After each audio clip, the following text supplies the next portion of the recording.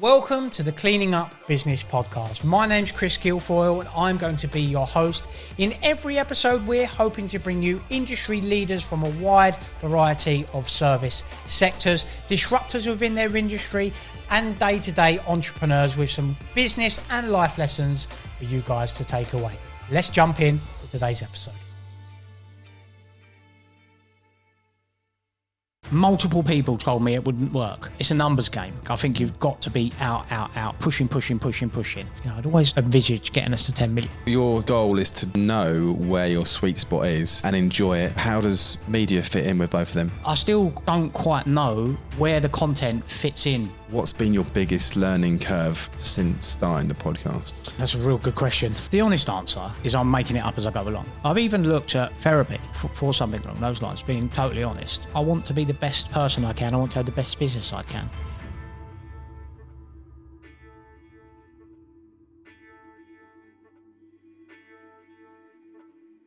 Hello and welcome to the Cleaning Up Business Podcast. This is a special Christmas edition, and you may notice that the tables are somewhat turned here. Our special guest today is the man himself, Chris Guilfoyle. Thanks for having me on, Ollie. We're going to do a slightly different episode today. It was actually Ollie's idea some time ago that we do a Christmas edition where we switch the seats. I sit in the guest seat. I've got my friend of the channel, Source Environmental, Ollie Rastall. The reason we chose Ollie is he puts content out. He is quite comfortable in front of camera. We have had somewhat of a personal relationship not that type of relationship, but a business relationship off camera. You know, I feel pretty comfortable around Ollie, so I thought he would probably be the best person to host the show. So I'm in the guest seat, Ollie's in the driving seat, so I will hand over to Ollie for his questions, which I have no understanding or no previous knowledge of what they are. By judging everybody's smile, though, I think I'm in for a stitch-up, but let's find out. Here we go. No, not at all. I think, Chris, today I'd like to get to know you a bit more as a person. I know there's been, some exposure about your life in your previous podcasts and different episodes, so I won't go over, old ground, but I quite like the idea of getting to know you a bit better from a personal point of view, what makes you tick, a business point of view, and also really why we're sat here. I think a lot of people have got to know you through your podcast and through your YouTube channel, but understanding why you do it is probably a question which everyone wants to ask. So a bit of a general start, really. How's it all going? I noticed that you're putting a lot of time and energy into podcasts as well as YouTube channel. And you've also got your other business involved as well. So what's the focus at the moment and why? I think the content journey started just prior to COVID, to be honest. And I think I've always had a creative streak in me and never really had any avenue to let that creative streak out. And I've said it on the channel before. I met a guy called Jack Gaisford, who I was a big fan of on LinkedIn. He was always putting content out. Young guy, similar to me, and I thought, I enjoyed it. I enjoyed watching different aspects of people's lives in that vlog format, Casey Neistat, people like that. And I thought, you know what, when I get time, that's always that thing, isn't it? When I get time, I'm gonna have a go at that. And COVID forced us all into that natural break. So I was doing content remotely then, and that sort of was what started the journey, because I've always thought the cleaning and hygiene industry is void of anything really creative. And what do I mean by that? It's an industry that's been going for years. You've only got to look at the people that are quite high up in the industry. They're generally of the older generation. And if we want these up and comers coming in and all these new people coming in, we've got to do things slightly different, because the world has drastically moved on. To some of the guests that I've had on, they've made fantastic careers, but the landscape is slightly different now. So that's when we started putting out content. And I'll be honest with you, it's been hit and miss. And I still don't quite know where the content fits in with our business, the industry. But I've just got a feeling it's right, Ollie, to be honest. And when I think about it and I get down about some of the content we put out, I think, it's not doing the right thing, or it's not getting as much traction. Something will happen that will go, no, actually, you're on the right trajectory. The podcast in particular, again, I think that forms part of the content strategy. And I'll be honest with you, the podcast multiple people told me it wouldn't work. Like, you're not going to get the audience. There's just not the appeal there. It's boring. And I thought, I had that attitude anyway. If someone tells me you can't do something or it's not going to work, I'm one of those guys that are like, up yours. I'll find a way.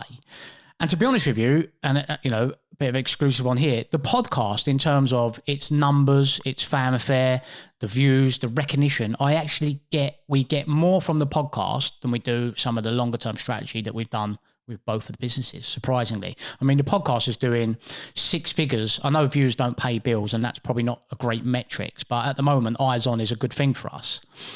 The podcast does 6 figures in terms of views every 28 days. And it has done for some time now. And it's really picking up. And I've started to see, me and Adam see it the other day, other people in the industry, I won't say copy, but start to do podcasts. Like I see the CSSA had done one as well recently, last couple of weeks, which is good to see.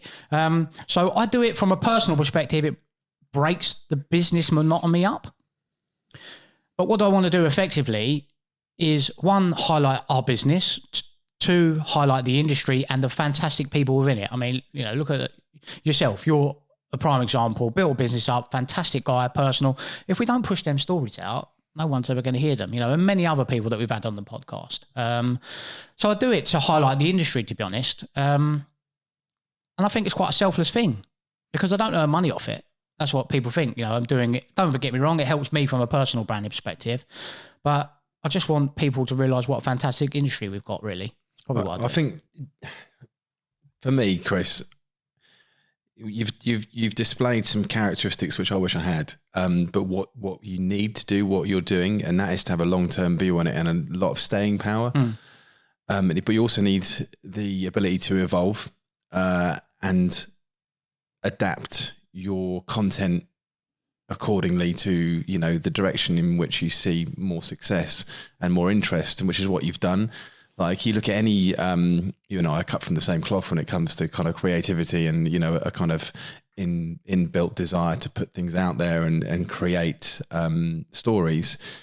And it was only last night I was looking, my evenings are not what everyone else's are. Watching Netflix and, doing stuff you actually love. I love watching how to do stuff on YouTube, basically. Yeah. And one of the things I took away last night was that, that the content creation journey just takes so much time, 10, 20, 30, 50, 100 videos before you actually A, work out which direction to go in, and B, until you get that one kind of light bulb moment where it all drops into place, but the problem is 90% of people lose the will to live before they get to that. And what you've done is just, you've kept growing. You haven't kind of gone with blinkered kind of direction. You've gone with your eyes open, and you can see from the variety you have on your podcast and the variety you have on your YouTube channel that you're willing to, evolve. And I think that's why you're still here and why you're enjoying some successes now. But the question is successes. So how do you gauge and measure success? Is it, do you earn money off it? Are you monetized on YouTube? What's that like? Are there any affiliate sponsorship links you're looking at? I mean, what's the financial future of putting content out there? I think this rings true in business in general. The honest answer for me is I'm making it up as I go along. And I think that's the same with our content. Our channel, as like you say, has been so diverse. We've tried everything. We've debunked myths. How do we get white wine out of tops? We've destroyed a Henry, which is one of our most viewed videos. We've done all sorts. I put things in bleach for 30 days. Let's see what happens. We've done the vlog and all sorts. And me and Adam sat down and said, right, actually, what are we doing with this? Because the honest answer, Ollie, is and still today, I don't really know. I just know it's the right thing to do. I mean, in terms of sort of the financials of things like this, people think, oh, well, why does he do that? He must be earning X, Y, Z. The bottom line is this hasn't given me an ROI in the 3 years I've been doing it. That's the cold hard reality of it. We don't monetize YouTube just yet. And I think even when we get to the stage when we can, I don't know if I'd want to do that straight away because it sort of takes away from the experience, some of the ads. But it would be one thing it has gave me, and this is something for everyone to consider. the personal branding recognition it gave me as a person and the business has been phenomenal. That's the one takeaway that we've got from this. Well, we wouldn't be sat here. Yeah. I would never have met you. You know, I saw you on YouTube and that set something off in me. I want to meet Chris. Yeah. And that must have happened to you multiple times over. So your network must have expanded it, from a professional point of view and also from a personal point of view. Yeah, sure. I mean, and this is, this is not a brag in any shape or form. In fact, I found it quite odd, but, I've had people in multiple settings say, oh, I've seen your stuff on YouTube. I've even been to like a domestic drainage job to unblock a drain on a Saturday. And the lady's gone, oh, I've seen you on LinkedIn. I've had it on a night out. Random people come up. So from a branding recognition on the door. Yeah, that's it. That's what I was like. Jumping queues. The Heel Club was a great one because obviously that's very industry specific. Yeah. That's our network. So there was lots of people and it sort of builds a rapport with people before you've even got to them. And I'd like to think Jordan Hurley said it to me, obviously, as an associate of both of us. He calls me a geezer. You're just a normal geezer. That's what he calls me. And I think it just makes you relatable to people. But in terms of sort of, what that looks like moving forward, I'm committed to the long-term strategy. I think back to when I used to work for OCS. Yeah, and I think to myself on a daily basis now, if I had some of them contracts they had, the content that you could have out of that and how you could hire, you got a team of 30, 40 cleaners cleaning a high-rise in Canary Wharf. The content you can have out of that and really show what goes on in the industry. I think they're missing a real trick. And that's why for us, it's a long-term strategy. Hopefully Adam stays with us long-term. He's been with us a while now. And we've had some discussions about strategy and what that looks like. But yeah, it doesn't give me an ROI, surprisingly. There is no financial benefit towards it. I'm hoping with the podcast very soon, as we get bigger and bigger guests, we might be able to monetize. I think that will be the quickest way to an ROI would be through the podcast because that does the views. It's very industry specific. The YouTube stuff, I think that's just a bolt on to what we can do. And what we're changing our strategy with that is we're trying to show what actually goes out on the ground more than seeing my face as much as we are on the YouTube channel. People think it's a bit of a vanity project because it's me. And it wasn't purposely built like that. And there are reasons behind that, that me and Adam discussed. So that's changing direction as well. But I'm hoping the YouTube content is definitely a long-term strategy and we're going to keep doing that. I'm not sure what that looks like fiscally yet. I can't see how I can monetize that apart from ad revenue. So that, we'll just carry on with that. But I think the podcast is something that's going to gain real momentum and we may look to get some sponsorship or something like that soon. Hopefully maybe one of the industry bodies like BIX or CSSA. I know they've recently launched their own podcast. But yes, something along those lines. But it doesn't give me any money just yet. I think video is really powerful, as a business which creates content as well. I think it's definitely a future. But it's the content. It's deciding which content to put out there is your decision. And having seen you reposition your content towards the drainage side of things has really kind of got my attention because, there's virality and a lot of unblocking of stuff. Sure. There's short form, be it reels or stories or however you consume your media. There is short form content where, the satisfaction of something being unblocked is just, absolutely gold dust. Yeah. And if you're doing that on a daily basis, I think there's legs in that. Is that something you're going to focus on that channel a bit more on that business? Me and Adam have spoke about that. Obviously the vlog it's a way of capturing content on a weekly basis and it's documenting the journey. Alex Hormozy says it on his podcast. He wished sort of highly successful people like Elon Musk, Warren Buffett had documented their journey. And I'm not saying I'm going to be that stature, but it's a way of me keeping a diary, really, the vlog. And obviously, because my time is split between two businesses, and Greywater has all of a sudden gone into a new gear, especially over the last 2-3 months. My time has been heavily focused on that. And whatever I'm heavily focused on, that's what the content is. You're right. The drainage side of things, surprisingly, there are people on YouTube that do millions and millions of views a week with drainage related content. Drain Addict is one. And we have contemplated that. I think with the content, when you're a bit of a control freak and you hold on to it. I think I'm in that phase with it, and I struggle with that in wider business generally. I'm getting better at it, but I like to control that. And I think for me to grow that side of that business, the Greywater side of things, I would need to release that to the team out on site, because I'm not out and about with them so much now. But they've mentioned it actually, why don't you give us a GoPro and we can do some of these, because some of them are really satisfying, like you say. So it's something we've considered, not quite sure what it looks like yet, but I'll say it would be... That's exciting for me. I mean, you took the words out of my mouth there. I think with a GoPro and a before and an after... Yeah. I mean, that's so powerful, isn't it?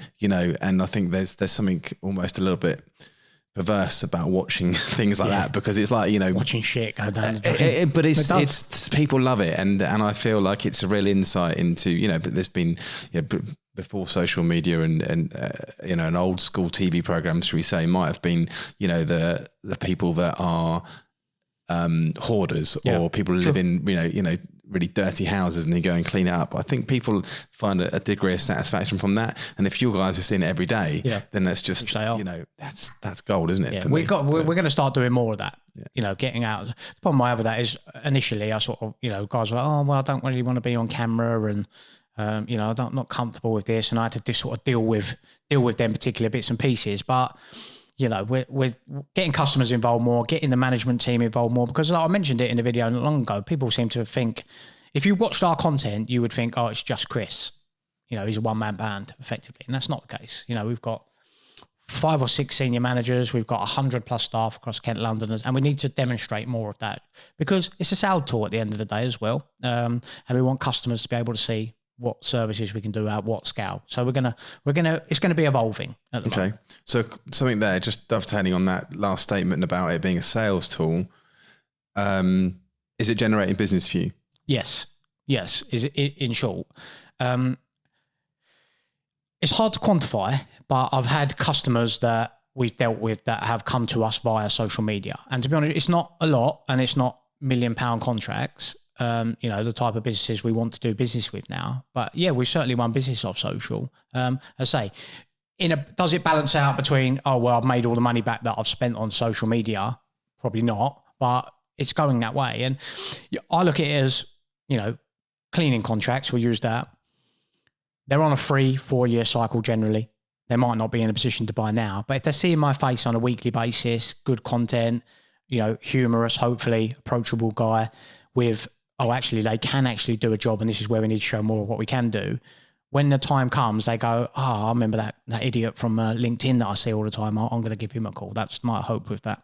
I totally agree. That familiarity just gets that first initial contact out the way. A bit like you alluded to on the Hill Club on the boat trip. Yeah. People know who you are. Hopefully they know who I am, or Jordan, or Dominic, or Chris from Cheeky Panda, all these people in the industry which are not afraid to put themselves out there. Surely that breaks down the ice a little bit before you make the introduction, or they consider you as a business partner.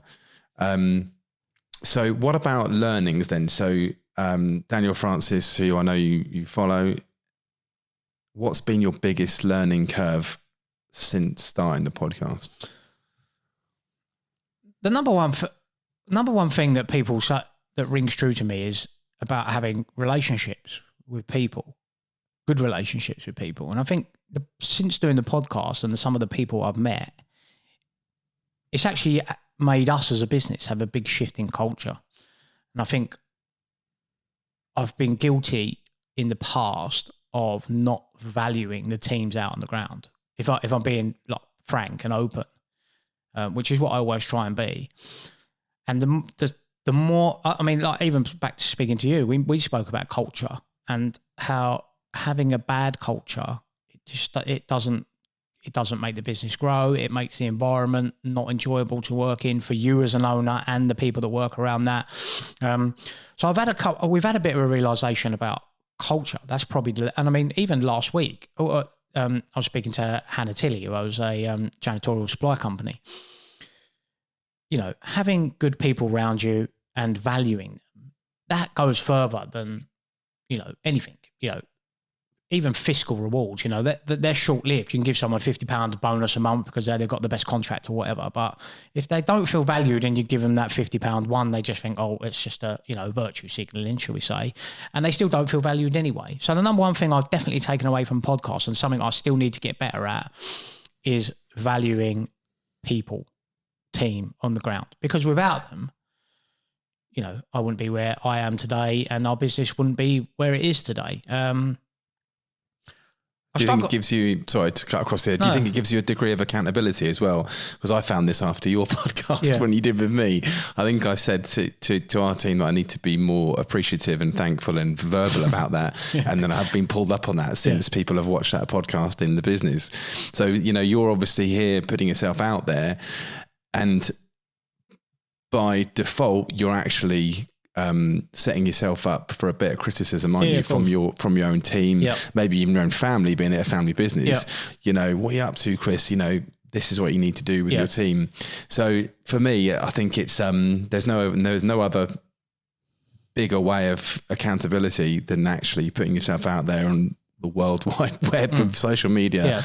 Do you know what I mean? I'm going to do this. I mean, we just recently, Gary Stevens, who joined us recently as a GM, he said, why don't we survey the staff? And I was like, I don't know about that. And he said, look, come on, let's do it. And to be fair, there were areas where you criticism, but in the main, it was positive, which was nice to see. But yeah, definitely the number one thing I've learned from speaking with people on the podcast, and I've had some good guests on here now, Dominic Panaya, Paul Evans from, some big CEOs, and, yourself, Jordan, lots of different people, Dominic, Chris Forbes has been on, everyone, Hannah, even Hala Tilly. You've got to value your team on the ground. And it's quite easy to forget that. Because you're bogged down in the day-to-day, and you can find people a bit of an inconvenience. You imagine you're having a real stressful day, clients there, and you've got Susie just calling you up because she wants to tell you maybe a quick win, and you think, oh, I really can do without this today. And I've been guilty of that, to be honest. So getting better company culture, and we have Benjamin Jury, company culture guy. That's something we need to get better at, and we're actively working at. And that is actually what Gary Stevens, our new GM, was brought in to do. Improve our culture. Talking of that previous guest was Benjamin, wasn't it? Yeah. On culture. That was one of your most viral videos, am I right? That was our first video that we went viral with. Just explain what that was.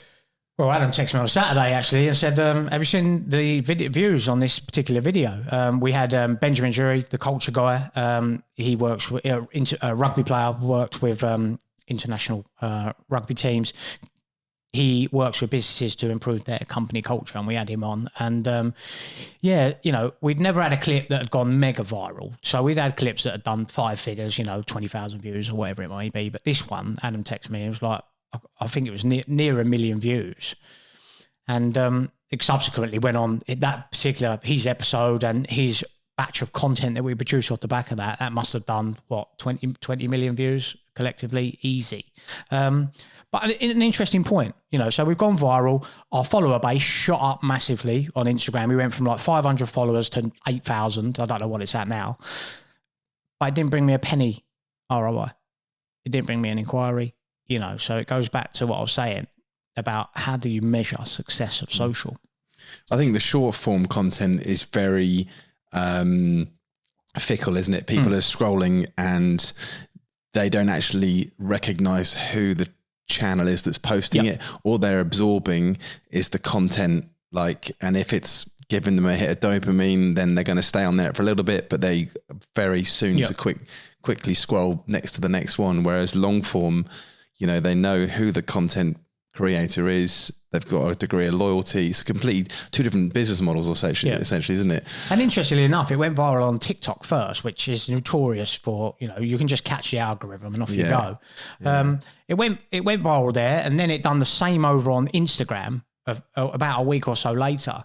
But when it went on Instagram and we shot up, I think, and I'm sure, I could be wrong, but we've then seen a steady increase in views on the actual podcast. So, people have seen this piece of content. Actually, what is this? They've looked into it a little bit more, and now we're starting to see an ROI on that in terms of people actually listening on a bi-weekly basis.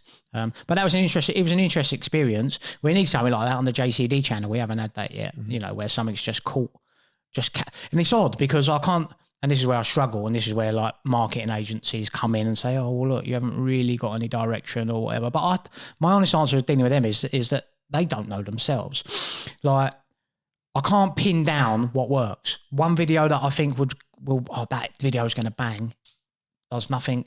And then a video, like I've done a video the other week where it's a sat down video, me on my own, 2 minutes long, instead of a weekly vlog that's half hour. That done more views than some of the normal ones. I just still can't understand how that happens. So I think, it's just a bit of luck, but it's definitely increased our viewer base, which obviously, helps out the podcast because people are getting eyes on it.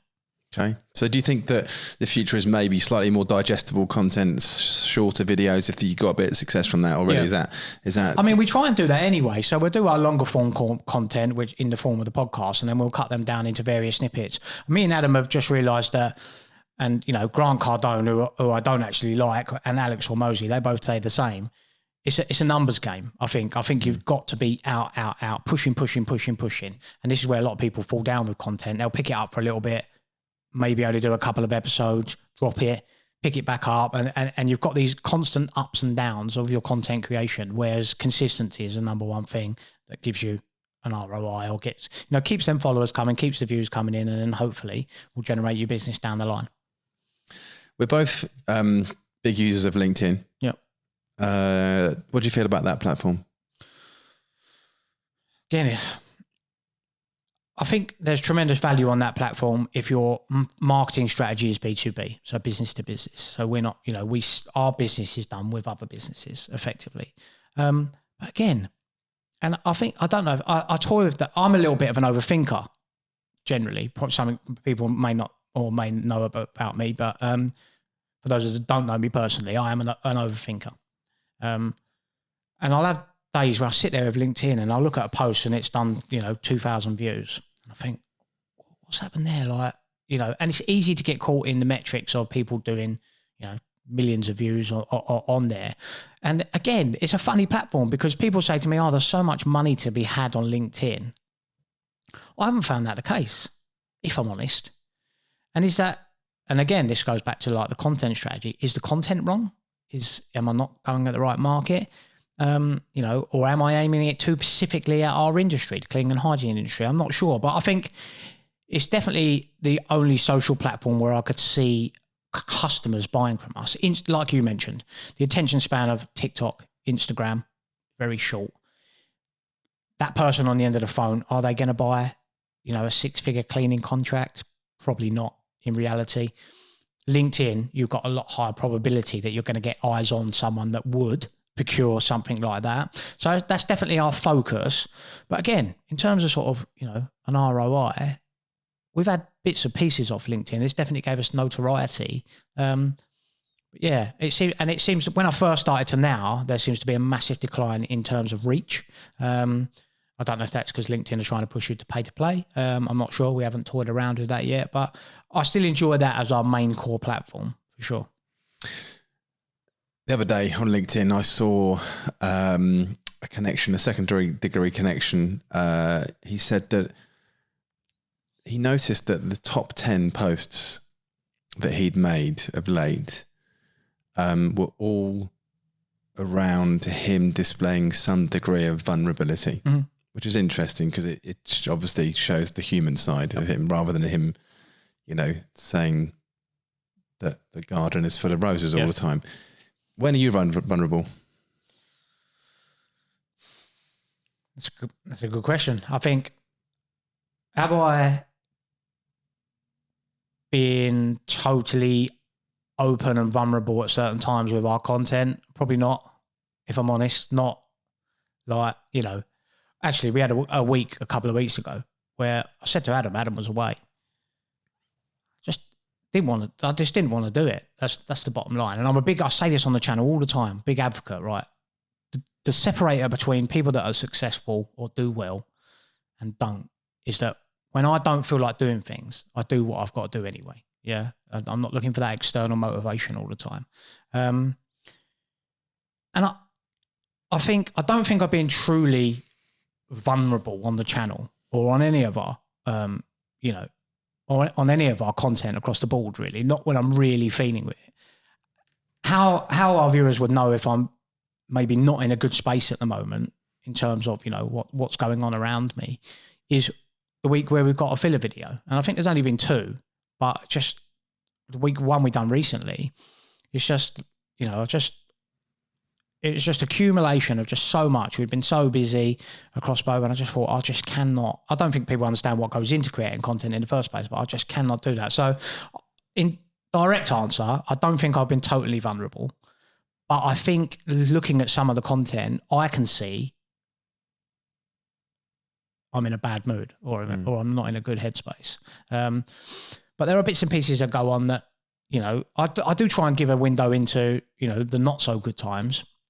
Am I totally transparent with what it looks like at the time? Probably not, to be honest. I'm not quite sure why that is. I think it's because I know customers look at our content and bits and pieces like that as well. I know that for a fact. So maybe I'm somewhat a little bit selective of how deep I go with them particular issues.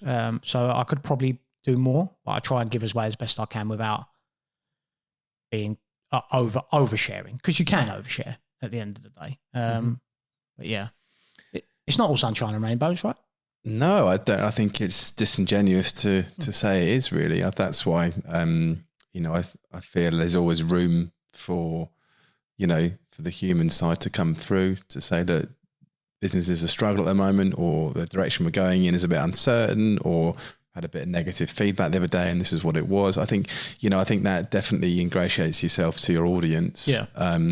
Otherwise it just all looks a bit too good to be true, doesn't it? So that's why I asked the question. I also would like to know really from you, because I've heard you say on other editions of your podcast or video about balance. And over the last 13 years of our business, I've had to coach myself to at least try and get some balance into my life, which is, coined work-life balance, but it could be, a balance of all different components of your life. And you've been quite vocal in saying there's no such thing. It's impossible when you run your own show to actually have any balance, and, good luck trying to get it. Do you still feel that way? And if so, can you elaborate on that? So we had a guest on the podcast last week, Hannah Tilley, and she said something that resonated with me. It stuck with me for a couple of days, to be honest. She, I said to her, standard podcast question. Oh, so what's next? What's the growth? And she said, there isn't any growth. She said it a different way, but that's what she was telling me. Right, okay. She said, I've no desire for growth. I'm happy where I am. I can see my children and things like that. And that really resonated with me, because I'll be honest, I don't have balance. I still don't have balance to this day. And it affects me in a negative way, definitely. Not so much from a work perspective, but personally. That's what balance is, right? It's that balance between, right, what am I doing when I'm at work and what am I doing outside of work? And I still haven't got that. And I don't know what that looks like, to be honest. And that's why I say I don't know if it feeds into that toxic masculinity piece. Oh, well, when you're building something, there is no balance. It's about the goal, right? We're getting to where we are. But that's effective. That does affect people negatively, and it has affected me negatively in a bad light. And I still can't seem to strike that balance. And honestly, we spoke about being vulnerable in the next question. I'll be honest with you. How does that affect me? Well, it affects my relationship with my children. It affects my relationship with my wife. It affects my relationship with my family. Because I can't switch off. And I don't know the answer to that. I've even looked at, therapy for something along those lines, being totally honest. And I played around with that a little bit and never really found anything that's really stuck. Because the problem is like, I use a holiday as an example. I'll go on holiday, and I'm very fortunate enough that I get to go away with my wife and children on a regular basis once a year. And we'll go on a 7-day holiday, and I'll come back and my wife will go to me, that was pointless. I'm like, what do you mean? She was like, you're just not there. You're just not present. And I've got to get better at that. What that looks like, Ollie, I don't know, if I'm honest. but I know it's not a good place to be in. I honestly, and this seems mad, I say this to my wife and I can't sort of quantify it in my head. I don't know, I'm an ordinary guy, right? Literally. Jordan Hurley, geezer, whatever you want to call me. Right? I'm just an ordinary guy. And I sometimes I look back and I sit here and I think I could not possibly tell you how I got here, how I got to where I am. I'm everything that you would deem a success. I have a nice house, nice car, nice family. I'm fortunate enough that I can be pretty flexible with my time. But I couldn't sit back here. And I think the honest answer is I either fear that somehow I'm going to lose it like that. And I don't know why that is. I've no idea. I've tried to quantify what that looks like in my own head. And I still don't know the answer. But balance is something I've got to get better at. And I think what I'm going to do, now we've got a bit of a different management structure in place. When I go away, I see someone on LinkedIn actually say it, the phone needs to stay at home. Because I'm one of these guys, I can be out on a Saturday with my family. I'll get a phone call because my businesses work 24/7. I'll get a phone call, something's gone wrong on the site. That ruined my day. And I put that down to passion and because I care. But I can't find that balance. And when I'm envious of people that say they've got that balance. And that's, I've just, in the 14 years that 2014 we started, so nearly 10 years, I still ain't found it. And I don't know how to do that.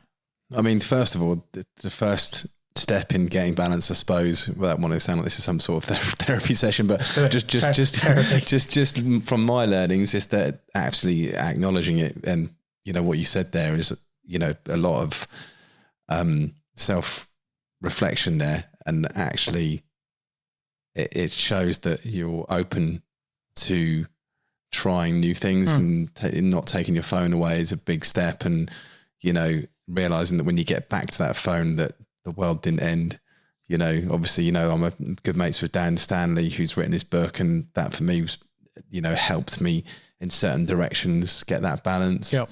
But I think it's something that everyone who's watching this podcast is probably going to be in some sort of senior management position or business owner position, knowing your demographic audience, and I don't think, regardless of what position you're in, you can take work home with you and take it too seriously, but it's that burnout, isn't it? At what cost is all of your business dreams, entrepreneurial kind of aspirations? At what cost is that going to affect the other components of your life which you really value? Yeah, and I think it does at the moment. And I listened to it, and I can't remember the exact quote. It was a Chris Willis podcast, which was really good. And I'm gonna try and recite it, but I'm not gonna do it justice. But it effectively says that we pursue our business endeavors to try and reach happiness, but by pursuing our business endeavors so much, we're sacrificing what we're trying to get to, which is happiness. And it's so true. I might get Adam to cut the clip in. And I just still haven't managed to quantify that. But one thing I'm definitely going to do is, and I've tried doing this, you take your phone everywhere with you, because you use it for Apple Pay and things like that. I've even I didn't have physical cards. I've rung all my banks that I've got cards with and ordered a card, so that when I go out, I don't need to take my, on the weekends. It takes other people to get used to this as well, because they're used to me being available 24 hours a day. Leaving my phone at home. I've got my wallet. I've got my cards. If I need to pay anything, I don't have to take the phone with me. So I've got to get better at that, but it does come at thing. And you mentioned burnout. I have had one particular scenario, and it wasn't solely business. There were some other, I've got a personal life as well. There are other bits and pieces that plays into things. There are other bits and pieces in my personal life that I've had to deal with.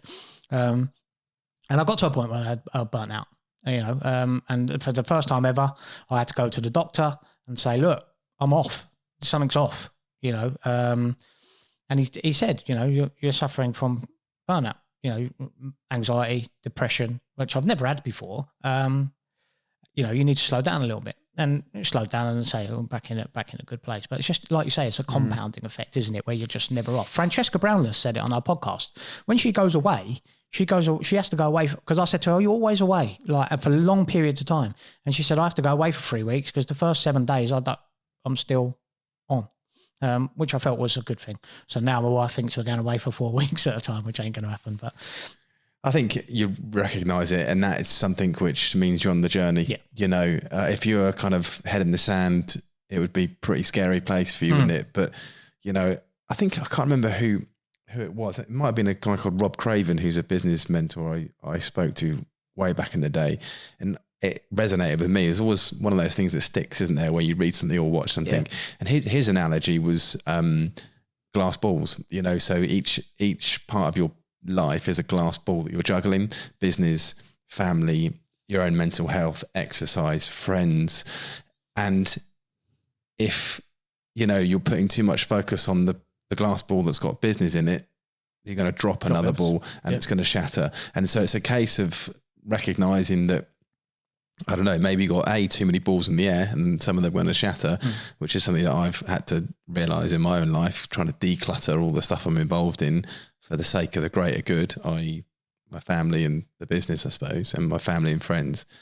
But yeah, I always kind of default back to that analogy. I just visualize balls in the air and thinking, Ollie, you're going to drop one of them. Yeah, to sort it out. I've certainly, I'm human. I've certainly dropped some of those balls. Luckily, I've managed to glue most of them back together. It's an eternal struggle. And I think that, you know, me saying, and I've said it before, look, there is no such thing as balance. I'm sure there is. It's just that for me, maybe that's a way of me sort of okaying what I'm doing. But one thing I am quite good at, I like to think I'm quite good at, is I acknowledge when I'm wrong or I've got a wrong approach.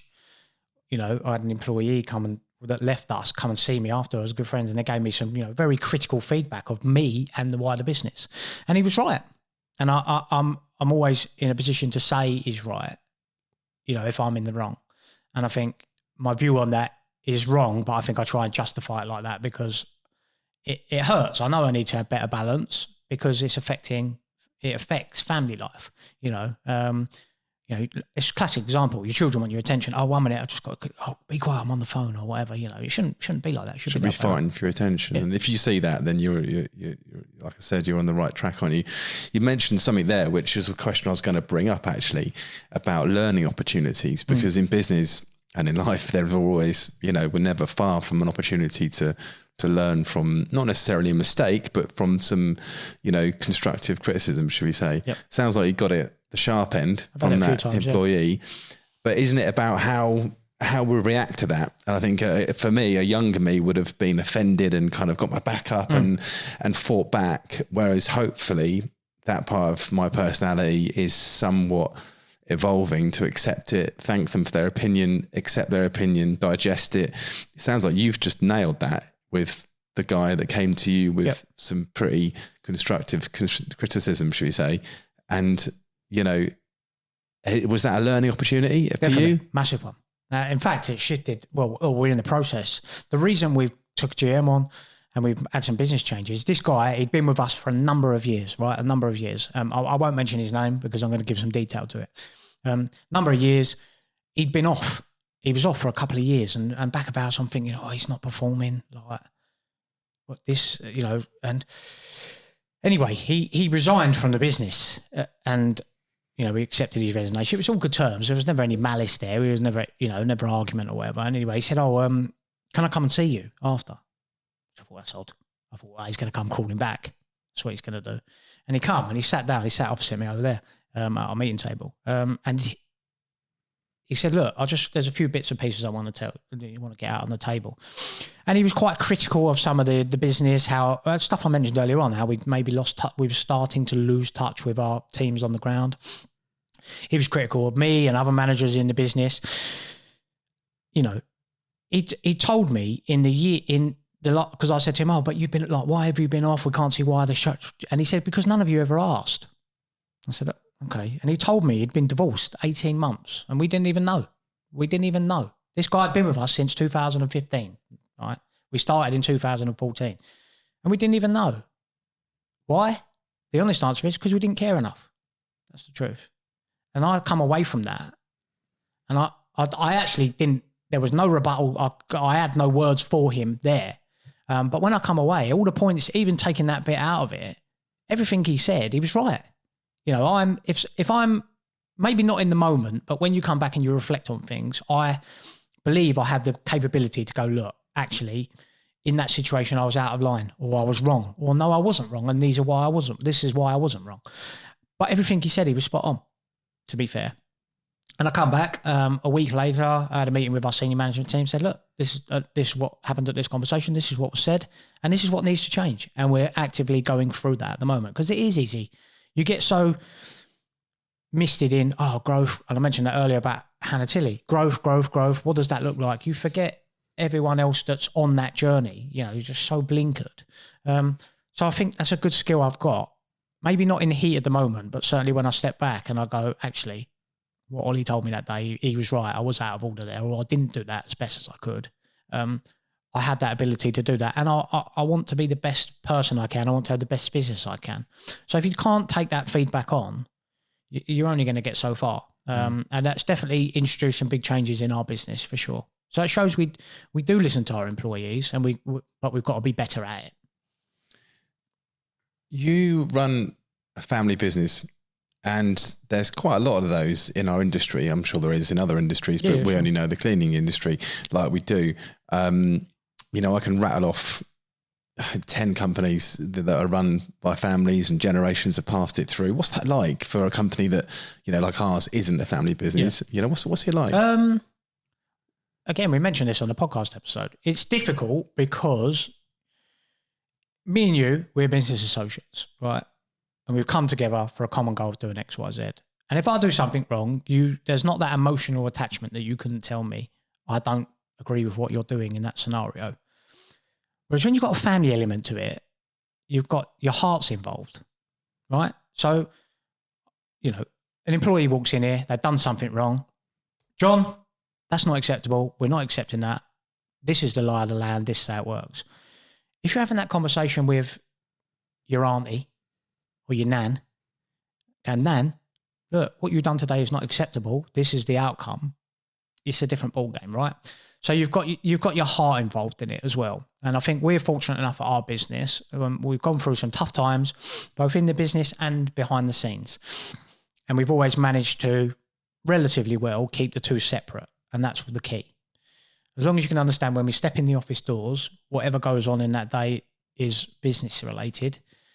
And then what happens after that is family, and we try and keep the two separate. It is difficult to do. And I think as a family business, everyone's moving towards the common goal, but everyone's getting involved with everyone else's bits and pieces. And I thought James had done this, and James thought, we had one recently. James thought I'd spoke to a customer about a job. I hadn't, my fault. Job didn't get done because of that. The customer was understanding about it. You know, we rescued it, but it just shows that miscommunication. So my number one piece of advice for anyone that's a family business, make sure you clearly define who is doing what, and people need to be held accountable for them roles. If I'm the sales guy and I'm not bringing in any sales, then someone should kick my ass.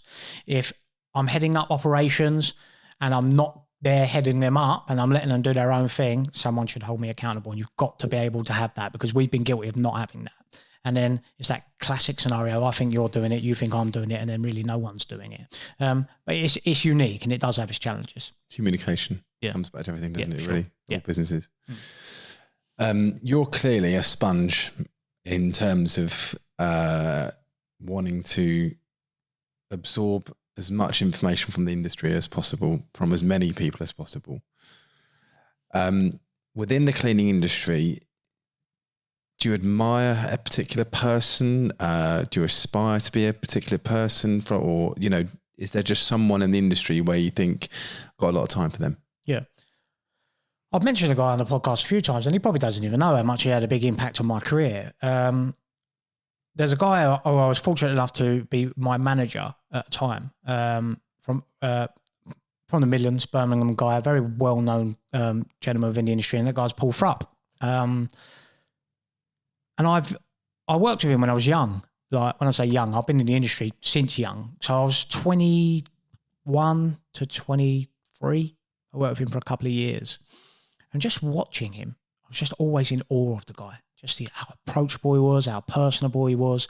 He would literally, I'd sit in a mobilisation meeting with a massive multinational contract. You'd have the CEO there, and his ability to articulate his point, answer any questions without blinking an eye, and then he'd go out, and I'd see him on the mobilisation at 10 o'clock at night with with the cleaners out on site. And he'd be giving them a hug, and it's like he'd known them for years. And it goes back to that people skills. There were a couple of things that he really helped me out with in business. There was a mistake I made that was a very costly mistake on a mobilisation.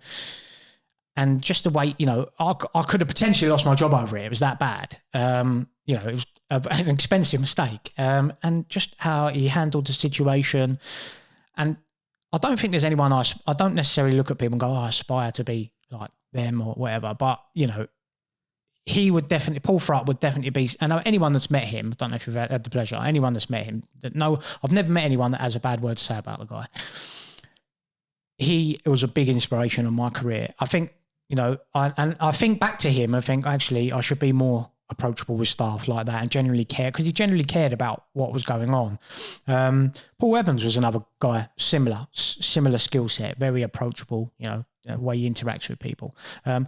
He has probably been, I've been fortunate enough to work with some very good people within the industry, but he is definitely a standout for me for sure. So thank you, Paul. Good on you, Paul. It sounds like a communicator, a people person, that just goes so far, doesn't it? Regardless of his skills or, business intellect, we call it, or acumen. It sounds like, he's got where he is today and has got a lot of loyal supporters because he's really good with people. And I think that's a lesson for anyone in any business, anywhere in the world. People remember how you made them feel at the end of the day, don't they? That's a fantastic quote. I can't remember who said it. Some guru somewhere said it. They remember how you made them feel, and that man was phenomenal at it, really phenomenal. And I'd aspire to be like, I'm nowhere near the level of that, to be honest. And he was a big inspiration. I say, I've been fortunate enough to work with some quite high profile individuals within the business, within the industry, but he was definitely up there, definitely. So in our industry, I've often said it, and you may have said it as well, but it's slow moving. The cleaning industry might not be the forefront of technology changes. I don't know if it is actually a fair criticism to level at the industry, because I don't really know other industries that well, but let's just say it is quite slow moving. If you could influence the market in one way with a change, with an evolution, what would it be? That's a real good question. My view of the industry, and people are not going to like this, is if we scream innovation, I don't think the industry has moved at all since I've been in it, if I'm honest. And, people are going to go, oh, what are you talking about? We've got this, we've got that, There's only is there only so much you can innovate in the industry? What's next? Robotics, cobotics. And we go out on the channel and we see these cobotics and robots and things like that. They're great from a PR perspective, but from a functionality perspective, for me, my soul is as an operator. Right, I'm not a salesman. I'm an operator. Can I get this area as clean as possible? Robots don't do that.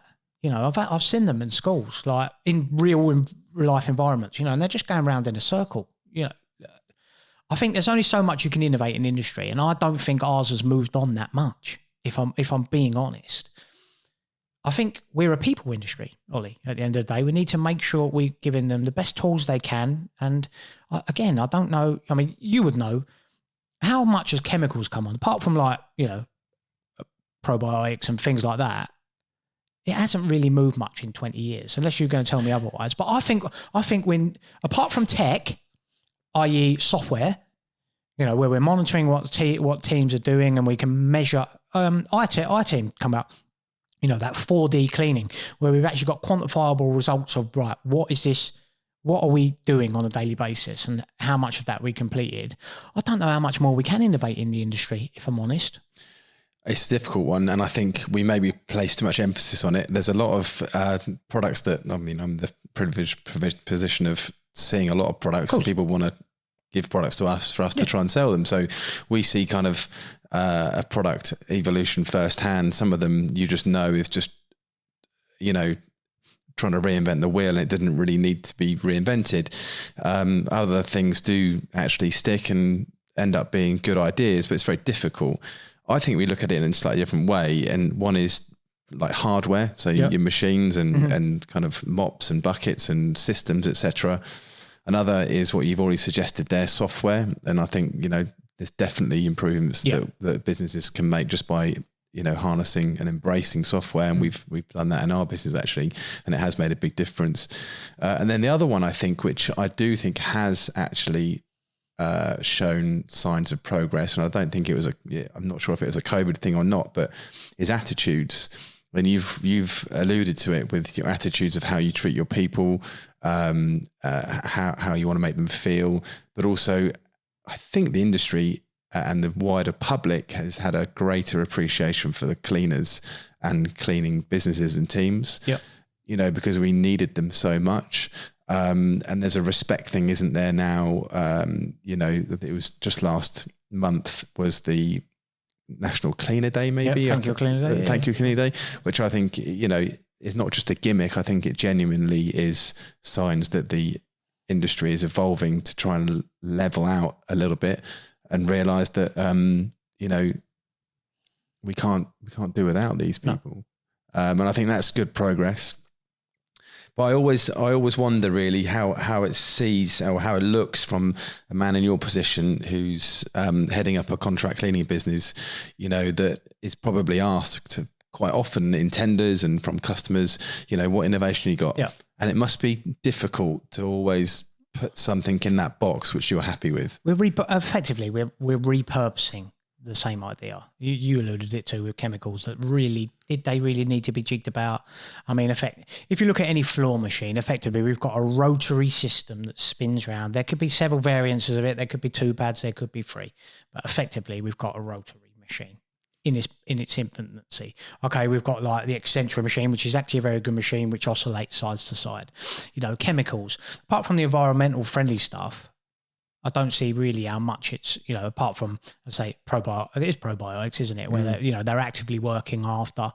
I just don't know how much more we can innovate from that perspective. I think what we need is social change in the industry, like, you know, valuing the staff, making sure we're paying the real living wage. Like, we should not be. Well, I can't recruit for the minimum wage anyway, but we shouldn't be. You know, we shouldn't be doing that. It should be a real profession. And I think the industry is so disjointed still. You've got varying different bodies with different vested interests, and their commercial interests. Let's put it as it. That could again ruffle a few feathers, but they're businesses. You know, they're not charities or whatever. They've got a vested interest in selling a product or a service at the end of the day, and it's just too disjointed still for me. Yeah, I think it's a struggle. You know, but there's always ways to. That also leans into your values, doesn't it? About, you know, your staff and paying them the right money. And you know, I'll name check Simon Duke from NewServe, who was always for me banging the drum for, you know, equality, high standards of staff retention, making sure they treat people well. And I know that Chris Fenn from Doyle has done a very good job of that as well. You know. But it's also the next level in the chain, i.e. the FM, who's employing the contract cleaner, to understand that, you know, there needs to be a price in order for that to be achieved.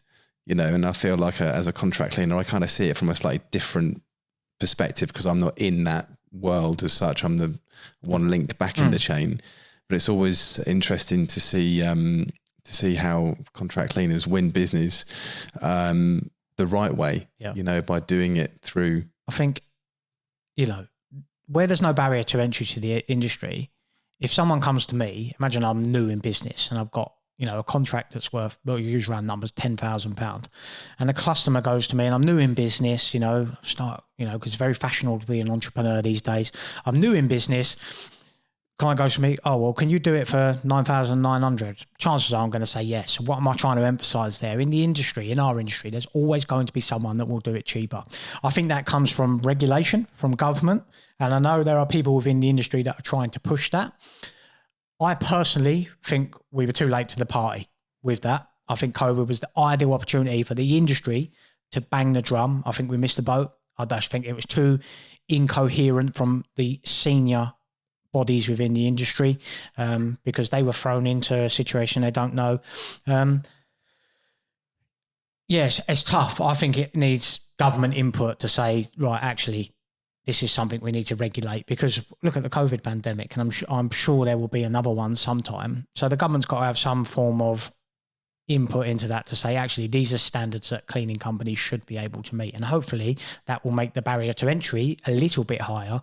And then we're not in this scenario where, you've got cost.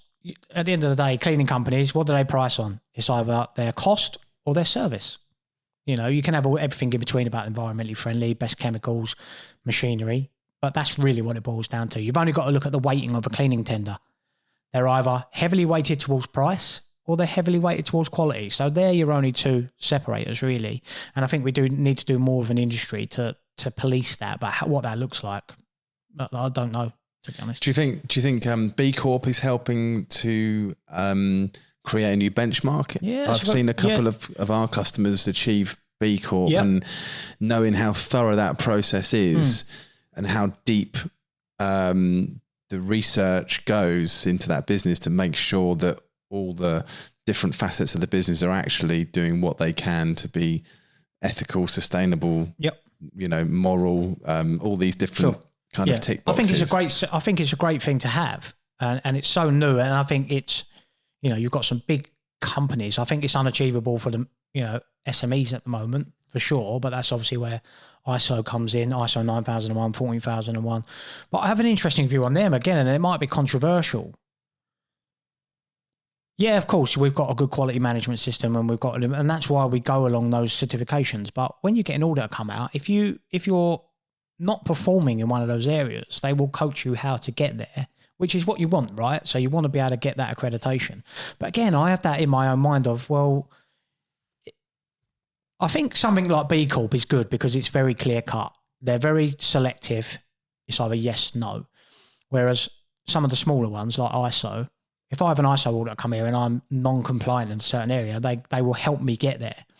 Whereas B Corp is a little bit, well, you don't meet our standards, so you're not you're not getting a certification. I think that's much better. How achievable is that for SMEs? That would be the problem for me at the moment. But I think certainly for the bigger guys, that's a good way to go. And there's only a selective few that have got that in the industry so far. Do you see yourself going for it at some point? I don't think we're big enough yet, Ollie, to be honest. Hopefully in the future. Do you think it's size related then? That's interesting feedback because, I mean, I never I've really... got that. Well, no. I know a feminine hygiene company that's got it.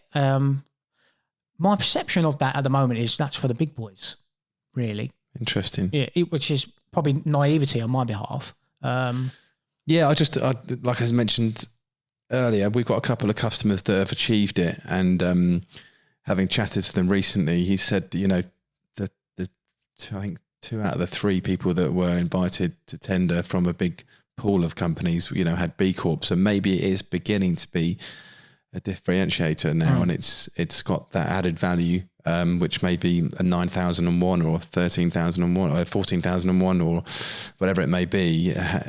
Maybe it's the next level that's coming in the industry, which is, ensuring quality control from, all different facets of the business. And that's what you want. You want to have these things in place. To say we're ISO 9001, ISO 14001, and it just makes sure that you've got a bit of a process to follow back of house. So anything that does that in the industry is a good thing, for sure. What about your businesses? So the direction in the next, I don't know, let's just put 12 months on it. You've got 2 businesses now, which seem to be both bubbling away nicely, the drainage and the commercial cleaning arm. What's the direction that you want to take those in? Yep. And then second part of that question, how does media fit in with both of them? So JCD cleaning, we're at a pivotal moment, and when I've done a podcast with Chris Forbes, we had a chat after. you've got to invest into a business when you get to a certain size to get it to the next phase. And we're going through that at the moment. So that means better management structure, better processes back of house, so that when we get new customers walk through the door, they're ready for perfect straight off. At the moment, what we find ourselves, we get to perfect, but back of house, it could be like a swan that's going along, but you look under the water, everyone's paddling away. And I think that's relevant in every business, but we just want to make that transition a little bit smoother. So we're going through that to enable us to grow for JCD. What's an ideal customer for us now? Someone that probably spends in the region of £50,000 to £250,000 a year on cleaning. So that gives you an idea of the type of office you're dealing with, the type of size. They're ideal customers for us, and we're going to continue to pursue them customers and develop our back of house team and making sure our culture's right. That's what we're big focused on at the moment. We've never really gone for a cultural revolution in the business since we started. Now with 100 plus people, we've got to be doing that. So that's really tricky for you to do that, because the nature of your business is that people are working in their own locations, like geographically. If you've got 100 people, let's just say, I don't know, 90 of those are actual cleaners or site supervisors. It's very difficult to create a culture because you don't get the physical opportunity to knit those people together. So you have to make a concerted effort, don't you, to say, right, we're going to have off-site days, or we're going to do this on this day and bring everyone together. And the time scheduling is very difficult. I mean, it must be, I admire you for even attempting it, but it must be very difficult. That is hard. You almost need someone who's social secretary, or do you know what I mean? To actually create those opportunities where a team can bond, a team can get to know each other. And then, a kind of result of that is culture, or at least some sort of.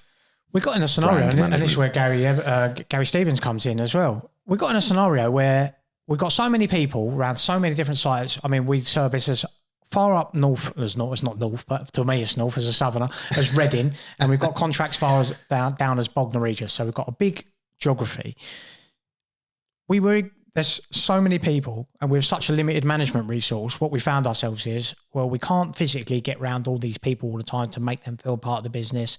And if in the scenario we did, it was a flitting visit. So we'd go, Ollie, how you getting on? You'd go, yeah, good. And we wouldn't really probe much more into that.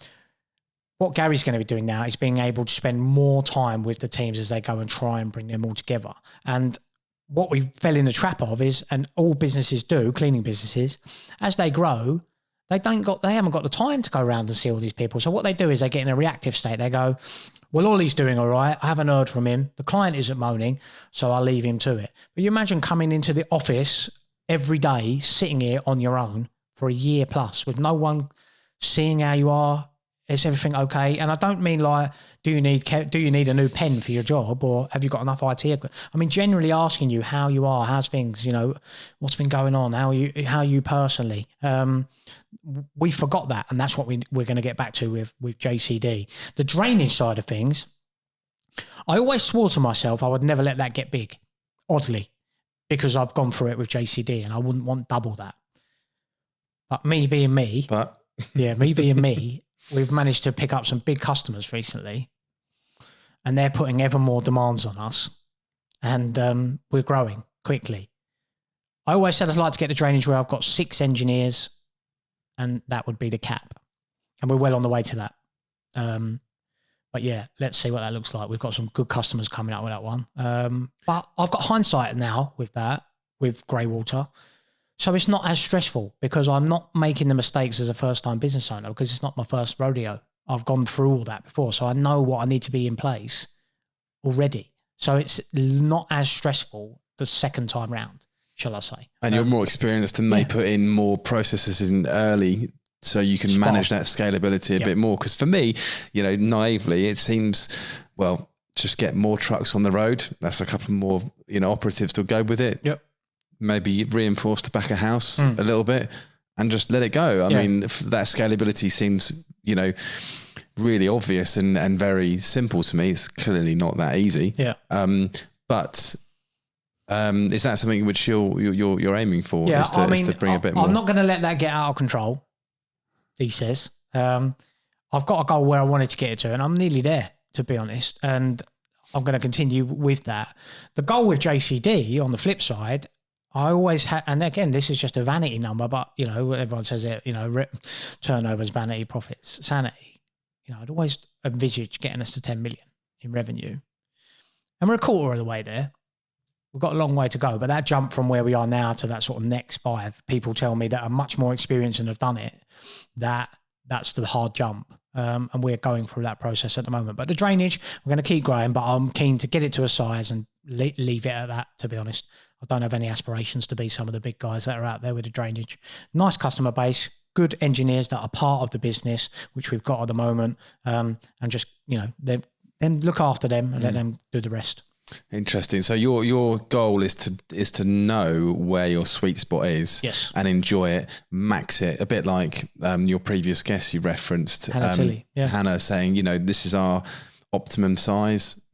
I'm not lacking ambition by saying I don't want growth, but you know what I want is to make my business as good as it can be at this level, because you know you respect your own levels of stress, you know, and you know that more necessarily isn't better. Definitely. You know, you can really kind of squeeze a lot more out of that than necessarily just increasing the turnover. I think that's a really interesting point of view, and I think people often assume that growth is success, you know, but everyone has that, you know, different definition, don't they? So what about, I've just, one other question, I'm slightly off topic really, is networking, like in our industry. Like I've always frozen up and kind of been a little bit anti kind of traditional networking. Do you think that has almost redefined itself a little bit?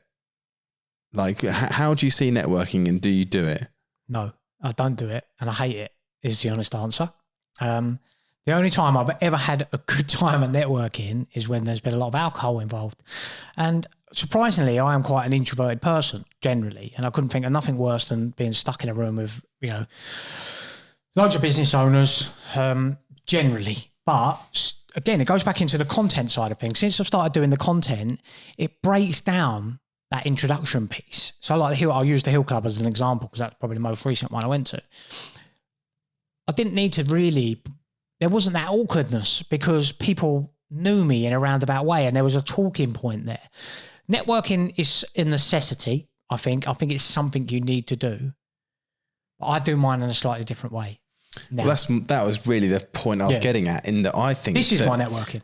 Exactly. I think that the industry, you know, is not necessarily ready for everyone to do video, and I don't think, you know, everyone is comfortable doing it. But I do think that it is a new way of doing networking, and I think that you're seeing the benefits of that. Definitely. By having met so many influential figures in the industry within the last 12 months, you know, and that all comes through the power of video and podcasting. I would never ever been able to get in front. I mean, like this evening, I'm going to spend the evening with a top CEO of one of the biggest security and cleaning companies in the UK, privately, you know, outside of work, because of the podcast. And that's one thing. That's one of the selfish reasons. You've made that spot on.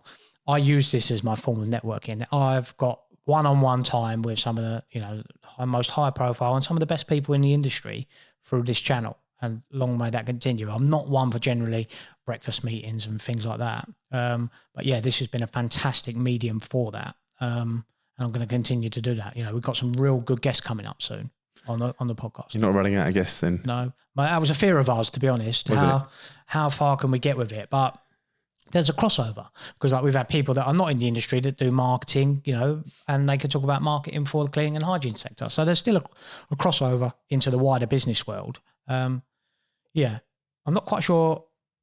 Again, there's no real plan with it, to be honest. We're going to keep evolving it and just keep getting as big as guests as we can, because the cleaning industry is a massive, massive market, you know, billions of pounds a year, and there's so many interesting people within it. I'm not worried about running out of guests. We're already well into the top 1%. Apparently, you know, most people don't get past 5 episodes. We're well into our 20s now. So, no, we're going to keep doing it for sure. And hopefully carry on getting some big guests. I've had people that have just said carte blanche no, which is fine.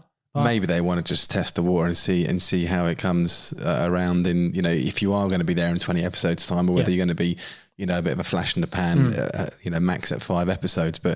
I think you'll probably keep, you know, appealing to a lot of people now that your network is growing. You're going to naturally meet more characters that, you know, maybe not well known in the industry, but a bit like your guy you mentioned earlier, was it Thrupp? Paul Thrupp. You know, there must be heroes like him in the industry who are really, you know, great characters, but may not necessarily be plastering himself all over LinkedIn. Of course. And you could bring these people to more relevance, if you like, if that's what they want.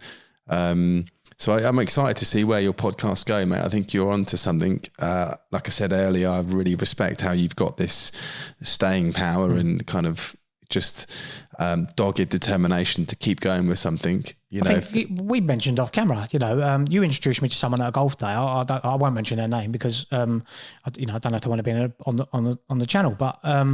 You know, you introduced me a guy at your golf day. I went and had breakfast with him in the early part of the week. You know, he's in the industry. He's sold his business. He's not in it no more, but an investor.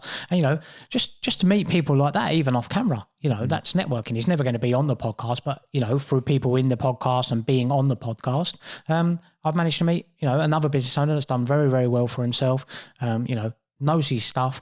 So this is my networking, and it's definitely going to continue. As I say, the whole content piece, that's a long-term strategy for us, not going anywhere just yet, unfortunately for you haters. Mate, good stuff. It's been really interesting to chat to you, mate. I've loved it, and it's nice to get an insight into the man who's behind the mic usually. So yeah, thanks for your candidness. Anytime. And I hope all your goals come true in 2024. Fingers crossed. And I hope you spend some good quality time with your family over Christmas. That's one you can put the ball away a little bit. That's right. That's one for me personally. I definitely need to get better on. But you get so bogged down in being goal orientated, you can forget why you do it at the end of the day. Of course, mate. And we're all guilty of that same ambition that can sometimes cloud our judgment. But yeah, hopefully we'll have a chance to do this in 2024. And I can ask you to recite your family memories as much as you can, your business ones. But mate, happy Christmas. Have a good one. Pleasure. Catch you in the new year, mate. So that wraps up another episode of the Cleaning Up Business podcast, and the last one for 2023. We're going to be enjoying the Christmas break now. Me and Ollie are going down the pub. Hopefully you guys will carry on following our content journey into 2024. So as always for this year, make sure you hit that like and subscribe button if you're on YouTube. Follow us on your favorite podcast platforms and leave us a review if you're kind enough to do so. And we will see you guys for bigger, better guests in 2024. Happy Christmas.